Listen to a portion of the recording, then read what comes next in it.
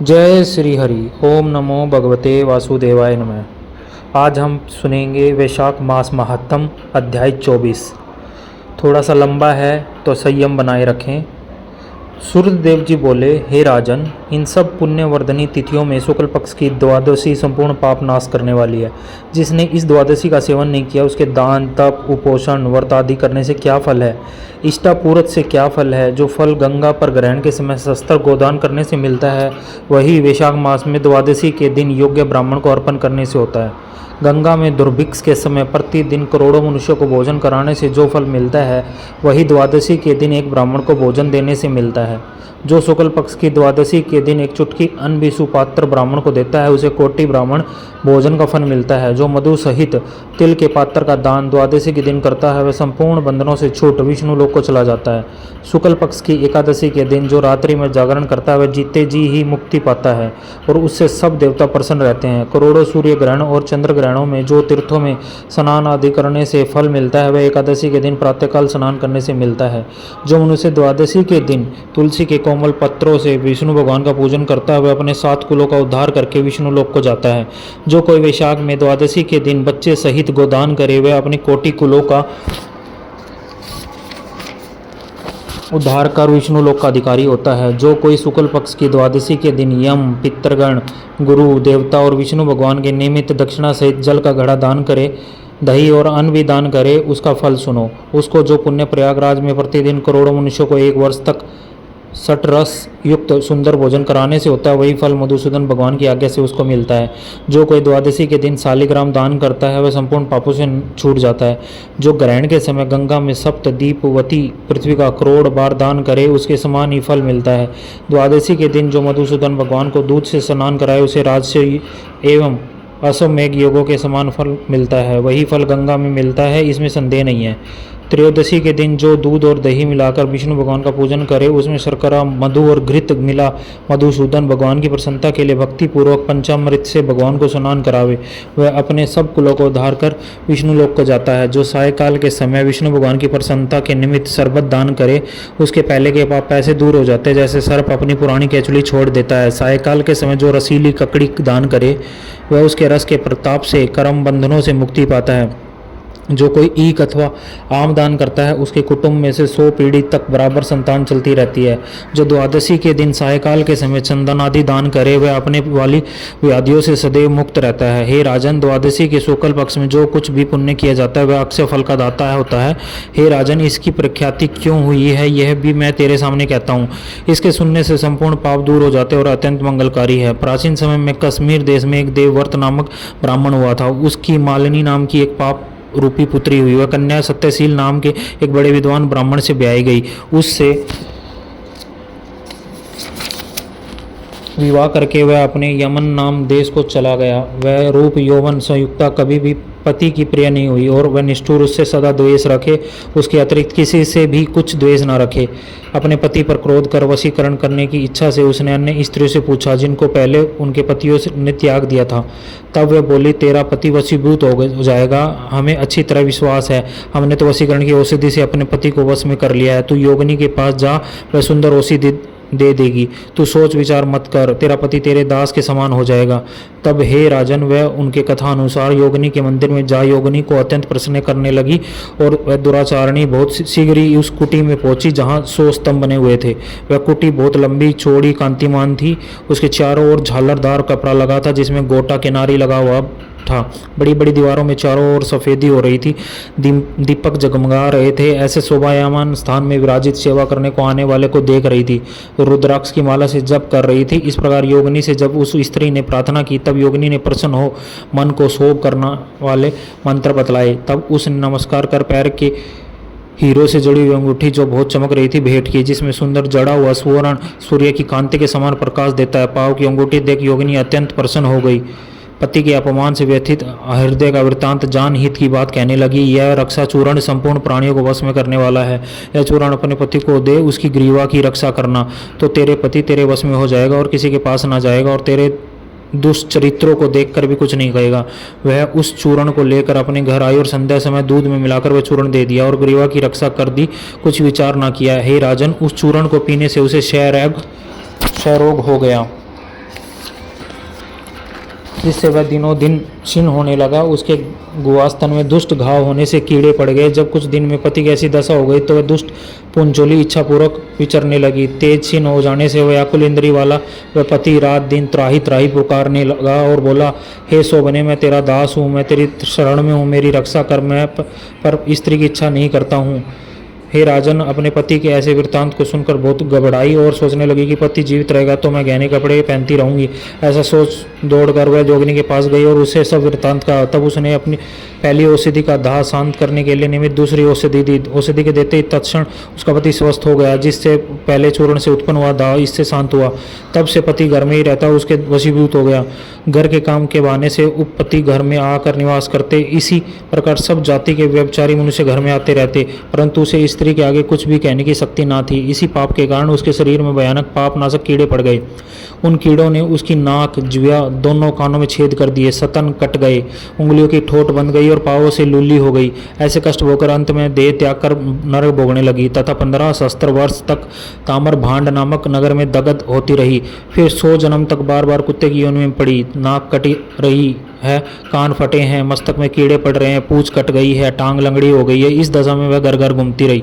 पीछे 100 वीर देश में पदम बंधु नामक ब्राह्मण की दासी के घर कुतिया बनी और अत्यंत दुख से व्याकुल, कान टूटे, नाक कटी फटी और पूंछ छिन्न भिन्न, मस्तक में कीड़े भरे रहते और योनि में भी कीड़े पड़े रहते। इस प्रकार उस जन्म में भी अनेक क्लेशों को सहन करती रही। देवी योग से जब कर्म फल पूरा हो गया तो वैशाख में मेष की संक्रांति में शुक्ल पक्ष की द्वादशी के दिन पदम बंधु का पुत्र नदी में स्नान कर पवित्र हो गीले वस्त्रों से घर आया। वह तुलसी स्तंभ के पास उसने अपने चरण धोए। उसी स्तंभ के नीचे वह कुतिया सो रही थी। यह कथा हमने पहले भी सुनी है। अतः सूर्य उदय से पहले वह कुतिया उस चरणों के धोए जल में लेट गई, जिससे उसके सब अशुभ कर्म तत्काल नष्ट हो गए। पूर्व जन्म की याद हो आई। अपने पूर्व जन्म के किए कर्म को सोचकर ताप से व्याकुल होकर बेचारी कर्ण स्वर से त्राही त्राही करने लगी और भय से व्याकुल हो उस मुनि से अपने कर्मों का वर्णन करने लगी।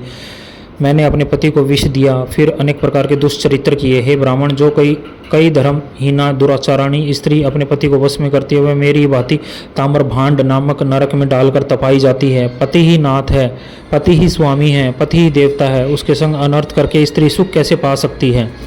जो कोई अपने पति को दुख देती है वह 100 जन्म पर्याप्त कुत्ते की योनि पावे और शरीर में असंख्य कीड़े पड़ जाते हैं। अतः ये ब्राह्मण, स्त्री को उचित है कि वह सदा अपने पति की आज्ञा माने। मैं तुम्हारे सम्मुख खड़ी हूँ, यदि तुम आज मेरा उद्धार कर दो तो फिर मुझे नीच योनि नहीं मिलेगी। हमेशा पति की सेवा करूँगी और पति के आगे कभी भी ऊंची आवाज़ में बात नहीं करूँगी। पति की हमेशा आदर करूँगी। पति ही मेरा सब कुछ होगा और मैं हमेशा सावित्री की तरह पति की सेवा करूँगी। हे ब्राह्मण, मैं बड़ी दुष्ट दुराचारणी हूँ, खोटी हूँ। अपना सुकृत मुझे देकर मेरा उद्धार करो। वैशाख शुक्ल पक्ष में पुण्य को बढ़ाने वाली द्वादशी के दिन स्नान, दान आदि, अन्न भोजन आदि सो जो सुकृत अपने किया है वो मुझे दे दो। हे ब्राह्मण, इस सुकृत के प्रभाव से मेरी युक्ति हो जाएगी। हे ब्राह्मण, द्वादशी के दिन जो मनुष्य घर में स्नान कर ले तो उसे संपूर्ण तीर्थों का फल मिल जाता है, इसमें संदेह नहीं। द्वादशी के दिन जो तप, दान, यज्ञ, होम, वेद आदि पूजन किए जाए उसका अक्षय फल मिलता है। ऐसा फल तुम मुझे दे दो। जो लोग द्वादशी के दिन उपवास करते हैं और त्रयोदशी के दिन पारण करते हैं, उसी फल से अवश्य ही उन्हें मोक्ष मिलता है। हे माघ, हे दीन वत्सल, मैं दीन हूँ, मेरे ऊपर दया करो। जनार्दन भगवान दीनानाथ हैं, जगतपति हैं, तुम्हारे भी नाथ हैं। हे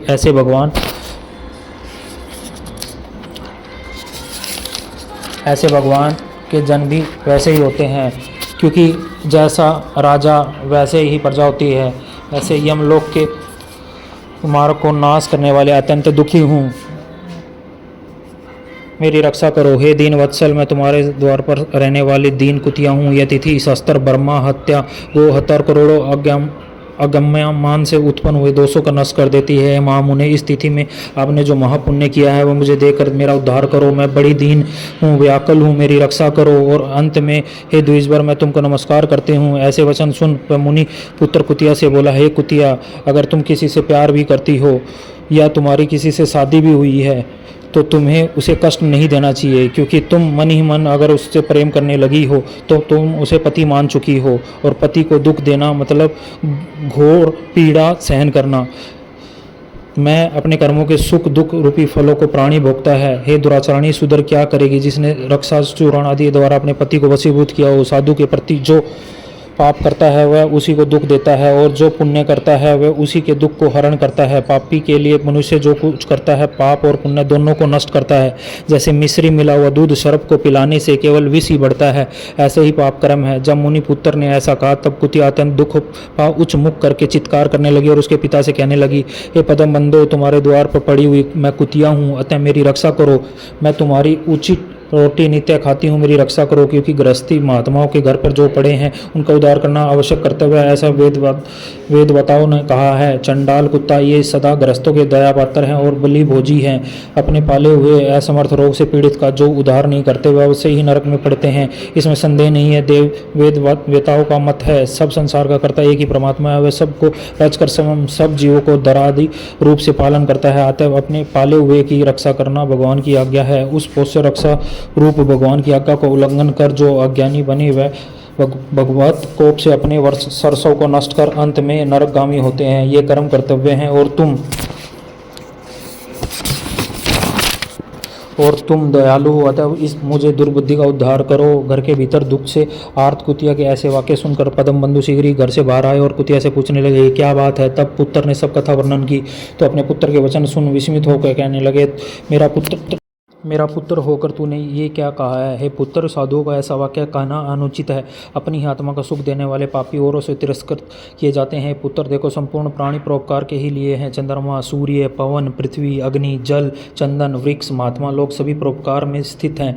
हे पुत्र, दधीची ने देवताओं के उपकार के लिए दैत्यों को महाबली जान अपनी हड्डी निकाल के दे दी थी। राजा शिवी ने कबूतर के बदले अपना मांस काट कर दे दिया था। तब बुके सेन ने कबूतर के ऊपर छलांग मारी थी। जिमुत वाहन नाम का एक राजा पृथ्वी मंडप पर हुआ था, उसने भी महात्मा गरुड़ के लिए अपना जीवन दिया। अतः विद्वान ब्राह्मण को तो सदा ही दया करनी चाहिए। मेघ शुद्ध स्थान पर बरसता तो क्या अशुद्ध स्थान पर नहीं बरसता। क्या चंद्रमा चंडाल के घर प्रकाश नहीं करता। इसलिए बार बार प्रार्थना करते हुए इस कुतिया के दुख को अपने पुण्य के प्रभाव से दूर करूंगा। जैसे कीचड़ में फंसी गौ को निकालते हैं, इसी प्रकार पुत्र को समझाकर स्वयं पदम शर्मा ने प्रतिज्ञा की, हे कुतिया, मैं तेरे निमित्त द्वादशी के दिन का पुण्य देता हूँ, तू अपने सब पापों से छूट विष्णु लोक को जा। इतना कहते ही राजन वह कुतिया अपने जीर्ण से शरीर को त्याग दिव्य वस्त्र आभूषण पहन 100 सूर्यों के सुदृश प्रभाव वाली सावित्री के समान हो ब्राह्मण से आज्ञा मांग 10 दिशाओं में प्रकाश करती चली गई। स्वर्ग में अनेक प्रकार के महाभोगों को भोग पृथ्वी पर नारायण भगवान के अनुग्रह से वैशाख शुक्ल द्वादशी के प्रभाव से उर्वशी नाम की श्रेष्ठ अंगों वाली देवताओं की प्रिय अप्सरा हुई, जिससे योगी जन योग द्वारा प्राप्त करते हैं। ऐसे अग्नितुल्य श्रेष्ठ परमार्थ रूप को प्राप्त कर संत जन भी मोहित हो जाते हैं। जय श्री हरि, जय श्री हरि। उसी रूप को कुतिया ने प्राप्त किया। तत्पश्चात पदम बंधु ने मधुसूदन भगवान की प्यारी पुण्य बढ़ाने वाली स्थिति को संसार में प्रख्यात किया। करोड़ों सूर्य ग्रहण और चंद्र ग्रहण से भी अधिक पुण्य रूपी और सब योगों से अधिक ऐसी यह तिथि ब्राह्मण ने तीनों लोकों में सिद्ध कर दी है। पदम बंधु की वजह से कुतिया को वैकुंठ धाम प्राप्त हुआ। और जो स्त्री अपने पति का आदर करती है, उसका सत्कार करती है और उसकी आज्ञा का पालन करती है और उसे प्रेम करती है, तो उसको सावित्री धर्म का पालन करना चाहिए। और इस तरह से हमारा 24वां अध्याय संपन्न होता है। जय श्री हरि, जय श्री हरि।